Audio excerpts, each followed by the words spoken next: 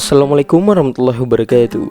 Halo sahabat, kembali lagi di Senja Islami. Pada kesempatan kali ini saya akan mengisahkan mengenai kisah seekor ular yang membawa-bawa nama Allah untuk menjebak mangsanya. Penasaran bagaimana kisahnya? Simak kisahnya berikut ini sahabat. Dalam Manazil Al-Ubbad, Al-Hakim Al-Tirmizi menjelaskan bahwa Allah Subhanahu wa taala memiliki segolongan hamba yang senantiasa dinaungi rahmatnya. Mereka merupakan para ahli ibadah yang dikaruniai oleh Allah Subhanahu wa taala pintu taubat dan dibukakan mata hati mereka. Maka berkat karunia-Nya itu, para ahli ibadah menyadari kemaksiatan yang menutupi mata hati mereka. Itulah amalan tertinggi ahli ibadah, bertaubat dengan kesadaran hati. Ketika mereka melepaskan diri daripada jerat maksiat dengan bertaubat, berarti mereka telah memutihkan kembali hati mereka dari titik hitam kemaksiatan yang mengotorinya. Sebagaimana Rasulullah SAW pernah bersabda, "Jika seorang hamba berdosa, noda-noda hitam akan mengotori hatinya. Namun jika ia bertaubat, maka hatinya bersih kembali." Hadis riwayat Ibnu Majah. Maka jika benar-benar bertaubat, maka mereka akan mampu melepaskan diri dari segala jerat maksiat dan memperbaiki hari-hari yang lalu dengan berbagai kebajikan. Jika semuanya itu dilakukan, maka ia akan mengikis segala dosa yang menenggelamkan hati dan jiwanya. Itulah yang dimaksudkan dalam hadis tersebut. Karena itu, taubat termasuk tahapan tertinggi ahli ibadah. Karena berbuat merupakan tahapan pertama, pertengahan dan akhir. Oleh karena itu, hendaknya seseorang bertaubat hingga kematian menjemputnya. Sebab taubat merupakan perjalanan awal dan akhir bagi seorang ahli ibadah pada penitian akhir hidupnya. Bertaubat selayaknya dilakukan oleh setiap muslim. Mengenai hal ini Rasulullah SAW pernah mengisyaratkan dalam sebuah hadis ketika satu kali seorang sahabat bertanya kepadanya tentang kebajikan dan dosa. Beliau lalu menjawab, "Kebajikan adalah dengan berakhlak yang mulia, sedangkan kejelekan dosa adalah sesuatu yang menggelisahkan jiwa. Ketika kejelekan tersebut dilakukan, tentu engkau tidak suka hal itu tampak di tengah-tengah manusia." Terkait dengan ahli ibadah, ada sebuah kisah yang sangatlah unik mengenai seekor ular yang membawa-bawa nama Allah untuk menjebak mangsanya. Pada suatu masa hiduplah seorang ahli ibadah, sebut saja namanya Fulan. Suatu hari ia berburu tanpa disangka. Di tempat berburu itu ia bertemu dengan seekor ular. Aneh bin ajaib, ular ini bisa bicara. Ya, ular ini menyatakan dirinya sedang dikejar-kejar dengan seorang yang ia anggap musuh. Ia meminta perlindungan kepada Fulan. Tak hanya itu, agar Fulan berkenan, si ular pun membawa-bawa nama Allah Subhanahu wa taala. "Aku sedang dikejar oleh musuh. Sebentar lagi ia akan datang ke sini. Maukah kamu menolongku? Jika mau, niscaya Allah akan melindungimu," kata si ular meyakinkan si ahli ibadah ini. Fulan setuju. Ia menutup badan ular dengan selendang. Namun si ular masih meminta lebih. Ia berkata, "Cara demikian kurang efektif. Si musuh masih akan bisa mengetahui keberadaannya."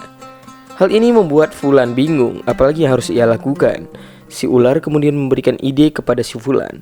Ia memerintahkan Fulan untuk membuka mulut dan si ular akan masuk ke dalam perut si Fulan. Namun Fulan tak yakin, jangan-jangan itu akan membahayakan dirinya. "Tak apa-apa, aku tidak akan melukaimu kok. Tenang saja, aku juga nanti akan bersaksi di hadapan Allah bahwa engkau benar-benar umat Muhammad SAW," kata si ular meyakinkan si Fulan lagi. Akhirnya, apa yang dikatakan si ular membuat Fulan yakin. Ia pun membuka mulut dan sejurus kemudian si ular masuk ke dalam perut si Fulan. Tak lama setelah itu ada seseorang yang datang menemui Fulan. Ia mengaku sedang mencari seekor ular untuk diburu. Ia mengatakan, "Apakah engkau tahu ada ular di sini?" "Maaf, saya tidak tahu," kata si Fulan berbohong demi keselamatan si ular. Merasa tak menemukan hewan yang dicari, si pemburu pergi melanjutkan perjalanan. Setelah itu si ular mencoba menengok dari dalam mulut Fulan. Keadaan sudah benar-benar aman atau belum? Fulan mengatakan kepada si ular bahwa keadaan telah aman. Karenanya si ular diperintahkan untuk keluar dari dalam perutnya. Namun siapa sangka ternyata si ular ingkar janji dan ia tidak mau keluar. Nauzubillah. Si ular bahkan mengancam Fulan, "Tinggal pilih saja, kamu mau yang mana? Aku melubangi hatimu atau menghancurkan limpamu." Perilaku si ular ini benar-benar membuat Fulan kaget. Ia tak percaya bahwa hewan yang ditolong malah akan membunuh dirinya. benar-benar air susu dibalas dengan air tuba. Apakah engkau lupa bagaimana aku dulu mengeluarkan leluhurmu dari surga? Apa alasanmu mau berbuat baik kepada makhluk yang memang tidak bisa berbuat baik? Kata si ular yang ternyata adalah iblis. Fulan pun sadar dirinya lama-kelamaan pasti akan mati. Tak ada jalan baginya untuk bisa bertahan hidup. Tinggal menunggu waktu saja. Namun sebelum si ular benar-benar membunuhnya, Fulan meminta satu hal untuk dilakukan, yakni ia ingin membuat lubang di sebelah gunung untuk mengubur jasadnya nanti. Permintaan itu pun disetujui oleh si ular. Sebelum ia mendekat ke gunung, Fulan terlebih dahulu berdoa kepada Allah Subhanahu wa taala dengan doa yang cukup panjang. Salah satu isinya adalah, "Ya Allah, aku meminta perlindungan kepadamu, selamatkan aku dari ular yang ada di perutku ini." Sahabat, di tengah perjalanan, muncullah seseorang lelaki tua yang datang menemuinya. Lelaki ini wajahnya sangatlah bercahaya. Pakaian yang dikenakannya pun sangatlah bersih dan baunya harum sekali. Ia memberi Fulan selembar daun untuk dimakan. Tak butuh waktu lama, daun itu pun dimakan oleh Fulan. Sesaat setelah itu, si ular yang ada di dalam perut Fulan mati dengan mengenaskan, terpotong-potong dengan sendirinya. "Alhamdulillah," ucap si Fulan kepada lelaki tua tersebut. "Terima kasih atas bantuannya. Kalau boleh tahu siapa engkau sebenarnya?" kata si Fulan penasaran. Lelaki tua ini mengatakan bahwa ia adalah malaikat.